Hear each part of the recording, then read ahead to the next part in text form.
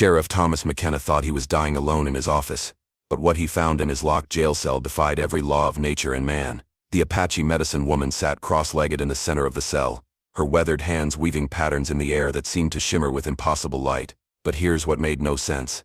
The cell had been locked from the outside, the keys hanging on his belt, and the window bars showed no sign of disturbance. More disturbing still, she looked exactly like someone he'd seen before, someone who should have been dead for 20 years. When she opened her eyes and spoke his real name, the name he'd buried along with his past, Sheriff McKenna realized this wasn't just about mysterious appearances. This was about a debt that had been waiting 2 decades to be collected. The woman's voice cut through the dusty silence like a blade through leather. "Hello, Tommy Brennan. Been a long time since Broken Creek." The name hit him like a physical blow. Nobody had called him Tommy Brennan in 20 years. Tommy Brennan died in the massacre at Broken Creek, along with every other soul in that settlement. Thomas McKenna had been born from those ashes, carrying a new name and a carefully constructed past that never mentioned the smoking ruins he'd fled from. But this woman, sitting impossibly in his locked cell, knew the truth. She looked maybe 40 years old, her black hair streaked with premature silver, her skin marked with scars that told stories of survival. But her eyes held the weight of centuries, and when she looked at him, McKenna felt like she could see straight through to his soul. "Who are you?" he managed, his hand instinctively moving toward his gun. The woman smiled, and it wasn't a pleasant expression. "You know who I am, Tommy. You've been running from this moment for 20 years, but some debts can't be outrun forever." She stood, and McKenna noticed she moved without making a single sound, as if she barely touched the ground. "My name is Ayanna. I was 12 years old when you and your father burned Broken Creek. I was the only one who escaped." The words triggered a flood of memories McKenna had spent years trying to forget. Broken Creek hadn't been a massacre. It had been genocide, pure and simple. His father, Captain James Brennan, had convinced the territorial militia that the small Apache settlement was hiding weapons and planning attacks. What they'd found instead was a peaceful village full of families, children, and elders who had never raised a weapon against anyone. But that wasn't the worst part. The worst part was what they'd discovered too late. Broken Creek wasn't just any Apache settlement. It was a sacred site, a place where the Apache believed the spirits of their ancestors rested. They'd burned it all: houses, people, and something far more dangerous. They'd destroyed a place protected by powers older than anything the white man's law could comprehend. Young Tommy Brennan had tried to stop the slaughter, had begged his father to listen to reason. But 16-year-old boys don't give orders to militia captains, and by the time the sun set, Broken Creek was nothing but smoke and ash. The next morning, strange things began happening to the soldiers. One by one, they started dying in ways that made no medical sense. Heart attacks in healthy young men, madness that struck without warning, accidents that seemed orchestrated by invisible hands. Tommy had run before whatever curse they'd unleashed could claim him too. He'd changed his name, moved territories, and built a new life as far from Broken Creek as he could manage. For 20 years, he'd convinced himself he'd escaped. Now, looking at Ayanna's knowing smile, he realized he'd only been delaying the inevitable. "You're here for revenge," he said quietly. "It wasn't a question. That's what you white folks always think, isn't it?" Ayanna replied, settling back onto the cell floor with fluid grace. "Everything comes down to revenge with your people. But this isn't about revenge, Tommy. This is about balance." She gestured around the cell, and McKenna noticed for the first time that strange symbols had been carved into the walls. Fresh carvings that definitely hadn't been there yesterday. "Balance," McKenna repeated, his voice cracking slightly. 20 years ago, something sacred was destroyed," Ayanna explained, her tone taking on the rhythm of someone telling an ancient story. "The spirits of Broken Creek have been wandering ever since, unable to find rest. Your father's dead now, died 3 winters ago. Most of the other soldiers too. Natural deaths, all of them. Their time came when it came." She paused, studying his face intently. "But one debt remains unpaid. One man still draws breath, who could have prevented the destruction but chose silence instead." McKenna felt cold sweat beading on his forehead. "I was just a boy. There was nothing I could do, wasn't there?" Ayanna asked softly. "A boy who knew where his father kept his ammunition. A boy who could have scattered the gunpowder, contaminated the water supply, done any number of things to delay the attack long enough for warnings to reach Broken Creek." The accuracy of her knowledge terrified him. She was right. He'd thought of a dozen ways to sabotage his father's plans but had been too scared to act, too concerned with his own survival to risk it for strangers. "But here's what you don't understand about Apache justice," Ayanna continued, standing again with that eerie silent grace.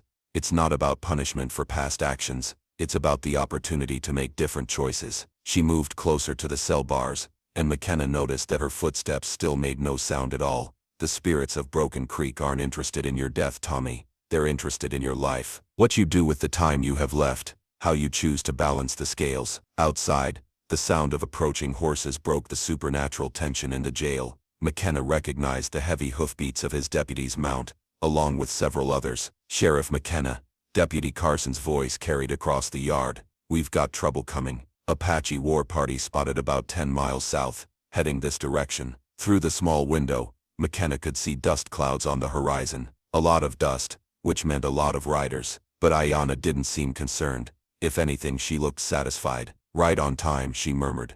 What do you mean, right on time? McKenna demanded. But she only smiled that unsettling smile. 20 years ago, you watched your father make a choice that destroyed innocent lives. Today you get to make a different choice. The door to the jail burst open, and Deputy Carson rushed in, his face flushed with panic. Sheriff, we've got maybe 30 Apache warriors heading straight for town. They're armed for war, and they'll be here within the hour. He paused, noticing Ayanna for the first time. Who's the woman in the cell? McKenna realized he was at a crossroads that had been building for 2 decades. He could lie, claim she was a prisoner, maybe even convince Carson to help him use her as a hostage. Or he could tell the truth and face whatever consequences came with it. Her name is Ayanna, McKenna said carefully, watching both his deputy and the mysterious woman for reactions. She's Apache, and she's not exactly a prisoner. Carson's hand moved toward his gun. Apache. Sheriff, if there's a war party coming and we've got one of them here, this could be some kind of trap. It's not a trap, McKenna said, though he wasn't entirely sure he believed it himself. At least, not the kind you're thinking of. Ayanna spoke for the first time since Carson arrived, her voice carrying a musical quality that seemed to resonate in the small jail building. The warriors coming aren't here to attack your town deputy. They're here to witness justice. Apache justice. Carson looked back and forth between McKenna and Ayanna, confusion written across his face. Sheriff, what's going on here? How did she even get in that cell? Before McKenna could answer, another voice cut through the tension. Sheriff McKenna. All 3 of them turned toward the door, where an Apache man stood silhouetted against the afternoon sun. He was older, maybe 50, with the bearing of someone accustomed to command. Behind him, McKenna could see the shapes of other warriors, all mounted and waiting. My name is Chief Nayati. I believe you have something that belongs to my people. The chief stepped into the jail, and McKenna immediately noticed the family resemblance between him and Ayanna. Same sharp cheekbones, same intelligent eyes, same presence that seemed to fill whatever space they occupied. I'm looking for my daughter, Chief Nayati continued, his English perfect and unaccented. She left our village 3 days ago on a vision quest. Her path led her here. Ayanna rose from her seat in the cell, and for the first time since this began, McKenna saw genuine emotion cross her face. Hello, father, daughter, the chief acknowledged with a slight nod. Have you found what you were seeking? I have, she replied. The spirits of Broken Creek guided me to the last living witness. The debt can finally be settled. McKenna felt the walls closing in around him. What debt? Chief Nayati asked, his attention shifting to the sheriff. What happened at Broken Creek? The question hung in the air like smoke. McKenna realized that this moment right here was what 20 years of running had led to. Not some supernatural revenge, but a simple demand for truth. 20 years ago, McKenna began, his voice barely above a whisper. My father led a militia attack on an Apache settlement called Broken Creek. I was with them. We killed everyone. Men, women, children, elders, everyone except, he looked at Ayanna, except one 12-year-old girl who somehow escaped. Chief Nayati's expression didn't change, but something in his eyes grew very cold. Broken Creek was my wife's village, he said quietly. My wife's family, my daughter's grandparents. The words hit McKenna like physical blows. He hadn't known about the family connections, but it made terrible sense. The spirits of that place have been restless ever since, Ayanna added, unable to find peace because the truth was never spoken. Justice was never sought. The dead were never properly honored. Deputy Carson, who had been listening with growing horror, finally found his voice. Sheriff, is this true? Were you really involved in a massacre? McKenna wanted to lie, wanted to claim it was all some Apache trick or hallucination, but looking at Ayanna's expectant face, at Chief Nayati's patient dignity, at his deputy's shocked expression, he found he couldn't add one more deception to 20 years of lies. Yes, he said simply. It's true. The admission seemed to change the very air in the room. Carson stepped back instinctively, his hand moving to his weapon. Outside, McKenna could hear the restless movements of horses and men, the quiet conversations of Apache warriors waiting for some kind of signal. "So what happens now?" McKenna asked, directing the question primarily to Chief Nayati. "Do your warriors take me back to Apache territory for trial? Do you burn down the town like my father burned yours?" The chief considered this for a moment, his gaze moving between McKenna and his daughter. "What do you think should happen, Sheriff? What would balance the scales?" It was the same question Ayanna had posed, and McKenna was beginning to understand that Apache justice worked differently than the white man's law he'd been enforcing for years. This wasn't about punishment fitting the crime in some neat legal formula. This was about restoration, about making things right in a way that honored both the living and the dead. "I don't know," McKenna admitted. "I was a coward 20 years ago. I've been a coward ever since, running from what I should have faced. I don't know how to balance scales that heavy." Chief Nayati nodded slowly, as if McKenna had given the right answer by admitting he didn't have one. "Believes the spirits of Broken Creek guided her to you for a reason. Not for revenge, but for resolution. What do you think that reason might be?" Before McKenna could respond, commotion outside the jail drew everyone's attention. Through the window he could see townspeople gathering in a street, pointing at the Apache warriors and talking in hushed, frightened tones. Word was spreading fast that their sheriff was somehow involved with the Apache, and McKenna could feel the situation spiraling toward violence. "Deputy Carson," McKenna said, turning to his subordinate, "I need you to go out there and keep the people calm. Tell them there's no danger, that this is a peaceful meeting." Carson stared at him as if he'd lost his mind. "Sheriff, there's 30 Apache warriors out there, and you just admitted to being part of a massacre. How exactly am I supposed to keep people calm? Because if you don't," Chief Nayati interjected quietly, "this peaceful meeting might turn into something else entirely, and nobody wants that." The implied threat was gentle but unmistakable. Carson looked back and forth between the two men, clearly torn between duty to his sheriff and concern for the town. "What about her?" he asked, pointing at Ayanna. "Is she under arrest or not?" McKenna looked at the woman who had somehow appeared in his locked cell, who carried the memories of a massacre that had haunted him for 20 years, who seemed to move between worlds as easily as walking from one room to another. "No," he said finally. "She's not under arrest." Carson's face went white. "Sheriff, I can't be part of this. I took an oath to uphold the law, and harboring Apache during a time of territorial tension." "Then go," McKenna said quietly. "Take off your badge and go. I won't order you to stay for something you don't understand." For a moment it looked like Carson might do exactly that. His hand moved toward the badge on his chest, fingers trembling slightly. But then he seemed to steel himself, shoulders straightening with resolve. "No, sir," Carson said firmly. "I took an oath to uphold the law, but I also took an oath to stand by my sheriff. If you say this is the right thing to do, then I'll trust your judgment." The loyalty in his deputy's voice made McKenna's throat tight with emotion. Here was the kind of courage he should have shown 20 years ago, the willingness to stand by what was right even when it was dangerous. "Thank you, Jim," he said quietly. "Now go keep our people calm while we figure out how to end this without anyone else getting hurt." After Carson left, the jail fell silent except for the distant murmur of voices from the street. Chief Nayati moved closer to his daughter's cell, and McKenna noticed that neither of them seemed concerned about the bars between them. "The vision quest that brought you here," the chief said to Ayanna. "What did the spirits tell you?" "They showed me a path," she replied. "Not back to the past but forward to a future where the dead can rest and the living can heal." She turned to McKenna. "But that path requires courage from someone who has spent 20 years running from truth." McKenna felt the weight of those words, the challenge implicit in them. "What kind of courage?" "The courage to face the families of those who died at Broken Creek," Ayanna said simply. "The courage to tell the story that has been buried for 20 years. The courage to make sure it never happens again." The scope of what she was asking hit him like a landslide. She wasn't talking about some private confession or personal redemption. She was talking about public testimony, about admitting his role in the massacre to territorial authorities, to newspapers, to anyone who would listen. "If I do that," McKenna said slowly, "I'll be arrested. Tried for war crimes, probably hanged, maybe," Chief Nayati acknowledged. "White man's justice is harsh and often blind, but Apache justice sees further than punishment. It sees the possibility of healing." Outside, the voices from the street were getting louder, and McKenna could hear his deputy trying to maintain order. The situation was balanced on a knife's edge, ready to tip toward violence at any moment. "How do I know?" McKenna asked.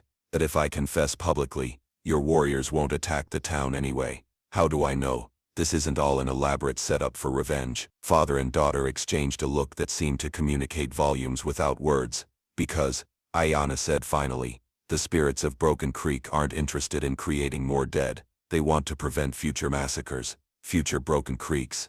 Your public testimony would do more to protect Apache villages than a dozen successful raids ever could. The logic was sound, McKenna realized.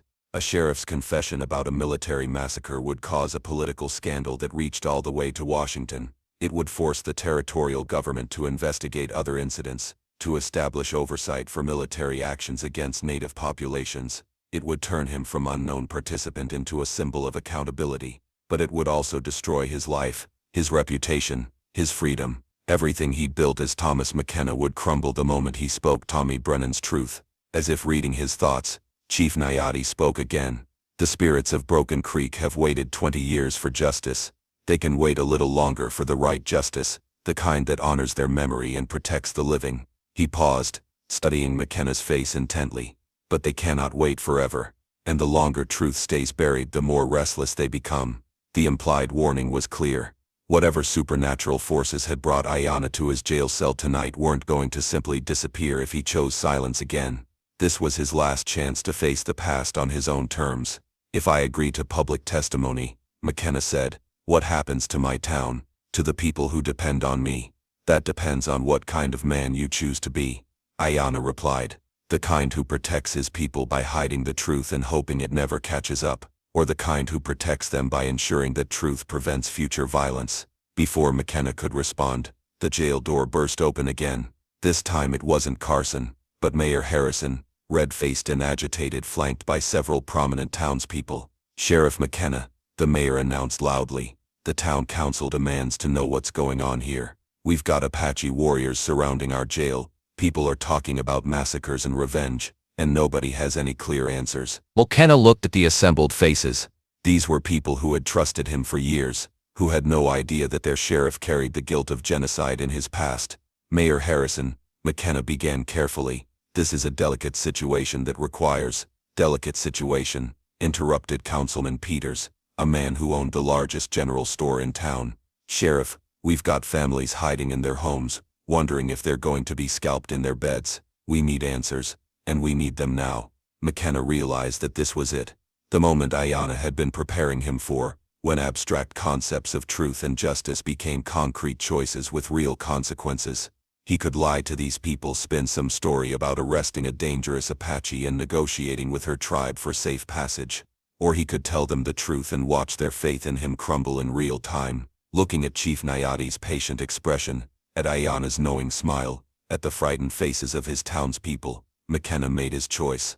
20 years ago he began, his voice carrying clearly through the small jail. I was part of a militia unit that attacked and destroyed an Apache settlement called Broken Creek. We killed everyone in that village. Men, women, children, elders, everyone except one 12-year-old girl who escaped.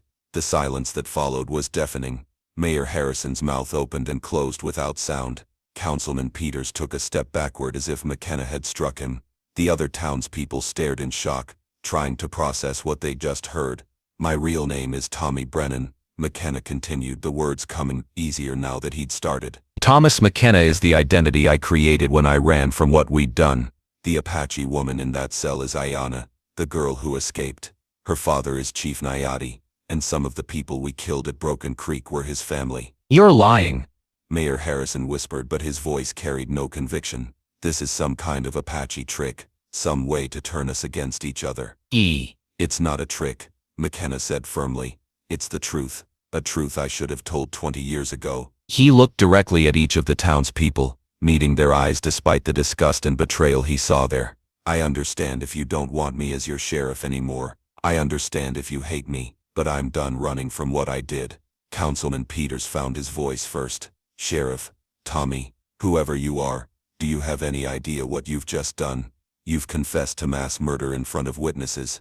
We're legally obligated to arrest you, to turn you over to territorial authorities. I know, McKenna replied calmly, and I'll go willingly, but first I need to finish what I started here. He turned to Chief Nayati. You asked what would balance the scales.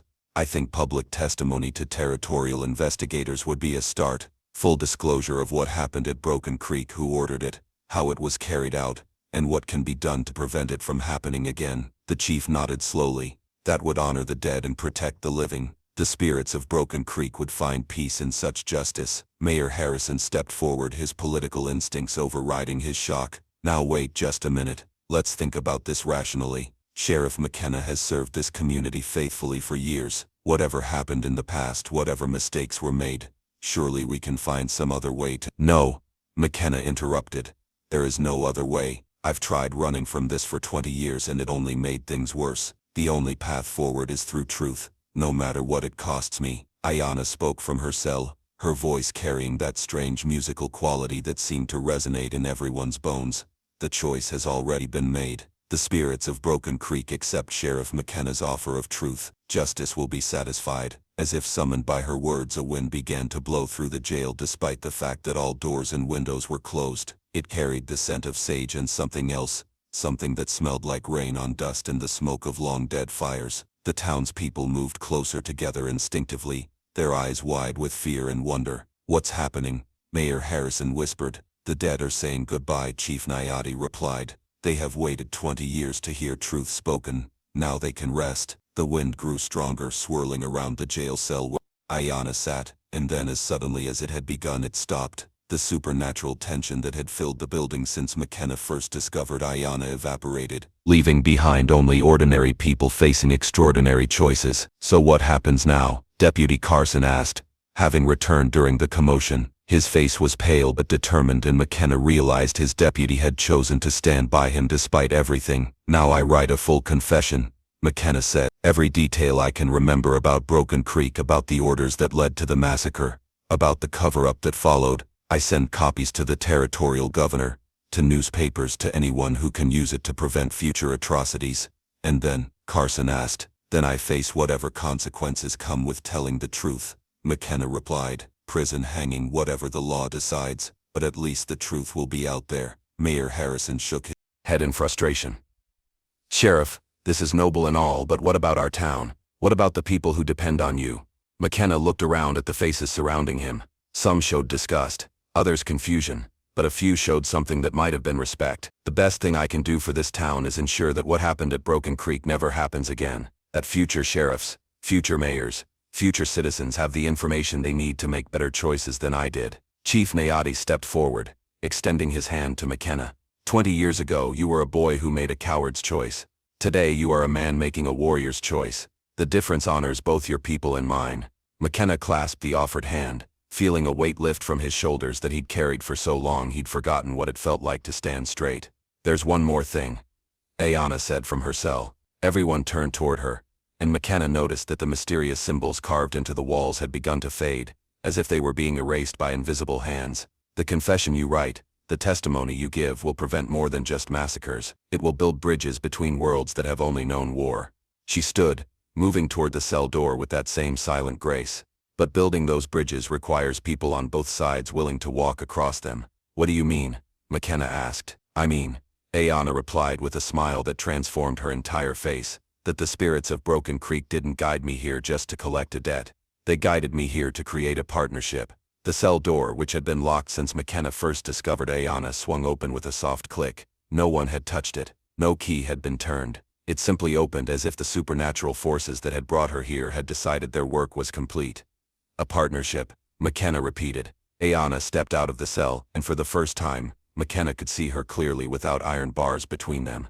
She was smaller than he'd expected, maybe 5.5 feet tall, but she carried herself with the confidence of someone much larger. Her clothes were traditional Apache, but woven with patterns he'd never seen before, designs that seemed to shift and change when he wasn't looking directly at them. Sheriff Thomas McKenna, she said formally. The Apache Nation could use a liaison. Someone who understands both white and Apache law, someone who can help prevent future conflicts through negotiation rather than violence. The offer hung in the air like a lifeline thrown to a drowning man. McKenna realized she was offering him a way forward, a way to use his guilt and knowledge for something constructive rather than simply accepting punishment and disappearing from history. But I'll be arrested, he protested. I'll be put on trial for war crimes. Will you? Chief Nayati asked mildly. Or will you be a key witness in the investigation of territorial military crimes? The man whose testimony brings justice for countless victims. Deputy Carson cleared his throat. Sheriff, I may not understand all this spiritual stuff, but I understand politics. If you can prove that territorial militia units have been conducting unauthorized massacres, that's a scandal that goes all the way to Washington. You wouldn't be a defendant in that investigation, you'd be the star witness.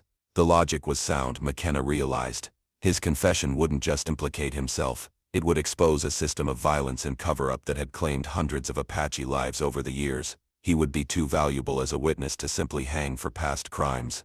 But even if I avoid prison, he said, I can't stay here. These people will never trust me again. He gestured to the townspeople who were still staring at him with a mixture of shock and betrayal. Maybe not all of them, Mayor Harrison admitted reluctantly, but some might, especially if they see you working to prevent future violence instead of just hiding from past mistakes. McKenna looked around at the faces surrounding him, trying to gauge their reactions. Some were hostile certainly, but others showed curiosity, even cautious approval. People were complex, he realized. They could hold disgust for his past actions alongside respect for his current choices. The Apache Nation has need of someone who understands white law and politics, Chief Nayati continued. Someone who can help us navigate territorial negotiations, treaty discussions, land disputes. Someone whose testimony has established credibility with federal investigators. You're offering me a job, McKenna said slowly. I'm offering you a purpose, Ayanna corrected. A way to use 20 years of guilt for 20 years of good. The spirits of Broken Creek don't want your death, Sheriff. They want your life devoted to preventing future Broken Creeks. The offer was tempting beyond words. Instead of facing his past as an ending, he could face it as a beginning. Instead of letting guilt destroy him, he could let it transform him into someone useful, someone who protected rather than destroyed. What about this town? He asked. What about my responsibilities here? Your deputy seems capable, Chief Nayati observed with a slight smile, and your mayor appears to be a man who adapts quickly to changing circumstances. Indeed, McKenna could see Mayor Harrison already calculating the political advantages of having their former sheriff working as an Apache liaison. It would give the town influence in territorial negotiations, protection from future conflicts, and the kind of unique reputation that attracted settlers and investment. All right, McKenna said finally, his voice growing stronger with each word. All right, the confession. I'll testify to federal investigators, and if the Apache Nation will have me, I'll serve as a liaison between our peoples. Ayanna smiled, and this time it was warm and genuine. The spirits of Broken Creek approved this choice. They can rest now knowing that their deaths will prevent future deaths rather than simply demanding payment for past ones. As if summoned by her words, that supernatural wind returned one last time, swirling through the jail with the scent of sage and rain. But this time it felt different. Not restless or angry, but peaceful, like a long-held breath finally being released. When it faded, McKenna felt a change in himself that went deeper than decision or resolve. The weight that had pressed down on him for 20 years was gone, replaced by something lighter but no less significant. Purpose, direction, the chance to spend the rest of his life building instead of hiding. Chief Nayati extended his hand again, and this time when McKenna clasped it, he felt like he was sealing more than just a bargain. He was sealing a transformation. There will be challenges ahead, the chief warned. Federal investigators who don't understand Apache law, territorial politicians who profit from conflict, white settlers who fear change, and Apache warriors who distrust white promises. I know, McKenna replied, but for the first time in 20 years I'm not afraid of challenges. I'm ready for them. Deputy Carson stepped forward, unpinning the sheriff's badge from his own chest. I guess this belongs to me now, he said with a grin that mixed nervousness with determination. Try not to let the town burn down while I'm learning the job. McKenna clapped his deputy on the shoulder. You'll do fine, Jim. Better than fine. You've got the courage I wish I'd had at your age. He turned to address the townspeople who had remained to witness this strange conclusion to an even stranger day. I know this isn't how any of you expected things to turn out, he said. I know you feel betrayed, and you have every right to those feelings.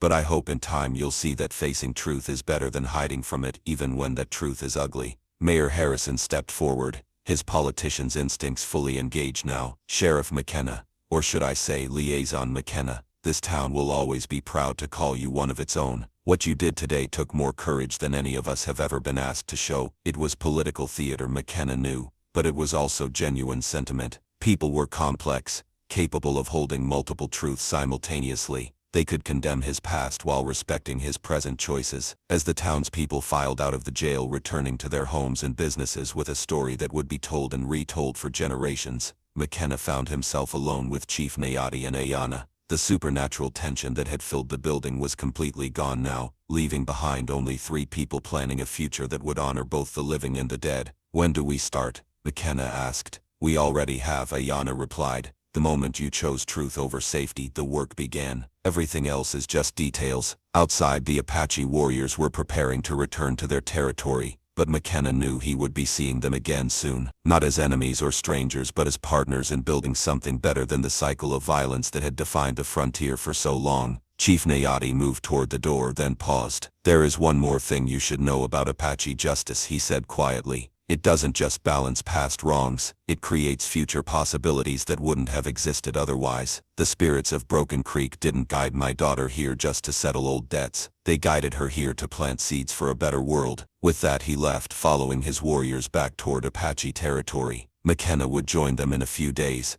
after he'd written his confession and made arrangements for his new life. But for now, he stood in the jail that had been the site of his transformation, looking at Ayana, who seemed somehow smaller and more human now that her supernatural mission was complete. "How did you do it?" he asked finally. "How did you get into that locked cell?" Ayana smiled, and for a moment she looked exactly like what she was, a woman in her 30s who had survived impossible hardships and found a way to transform trauma into purpose. "Some questions don't need answers," she said. "Some mysteries are more powerful when they remain mysterious." She moved toward the door, then turned back one last time. "But I will tell you this, the spirits of Broken Creek chose well when they guided me to you. You may have been a coward 20 years ago, but today you showed the kind of courage that changes worlds." After she left, McKenna sat alone in his jail for the last time as sheriff of the small frontier town he'd called home for years. Tomorrow he would begin writing the confession that would expose decades of military crimes against Apache people. Next week he would testify before federal investigators, his words carrying the weight of justice long delayed. Next month he would take up residence in Apache territory, serving as a bridge between worlds that had only known conflict. But tonight, for the first time in 20 years, Sheriff Thomas McKenna slept peacefully, his dreams untroubled by the ghosts of Broken Creek. The dead had finally found rest, and the living had found a path toward redemption that honored both past suffering and future hope. In the end, Apache justice had proven wiser than white man's law, showing that the most powerful form of punishment was the opportunity to make things right. If you enjoyed this story of courage, redemption, and the power of facing truth, there are more tales waiting for you. Stories of ordinary people making extraordinary choices, of justice that heals rather than simply punishes, and of the bridges that can be built between divided worlds when someone has the courage to take the first step. Click on the screen now to discover another unforgettable story, and don't forget to subscribe for more tales that remind us that it's never too late to choose courage over comfort, truth over safety, and purpose over hiding. Your support helps us bring you these stories of transformation and hope.